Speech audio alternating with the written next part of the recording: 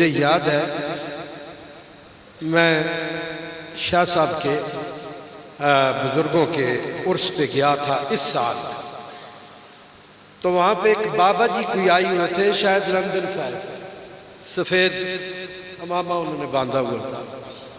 شاہ صاحب تو مہمانوں کے ساتھ لگے ہوئے تھے، تو وہ بابا جی مجھے ان کے والد محترم کی سٹوریاں سنانے لگ گئے۔ اب مجھے وہ نام نہیں آتا وہ بابا جی کون تھے، سفید پگڑی والے، شاید باہر سے کہیں آئے ہوئے تھے، انگلینڈ سے آئے ہوئے تھے۔ وہ مجھے سٹوریاں وہ اے پٹھواری چ گل کرن تے انہاں بڑے مزے نال من کہندے نے، ہن انہاں تے نہیں پتہ کہ اگے بندہ کون بیٹھا ہے تے اس دے دل تے گل کیا جی لگ سی۔ یہ تو اپنے اپنے من کی بات ہے نا، اندر کے حالات تو رب جانتا ہے۔ وہ بڑی میٹھی جی آواز نال من کہندے کہ انہاں دے جڑے ابو نہیں سن نا، انہاں دے بس ایک ہی کام ہوندا سی۔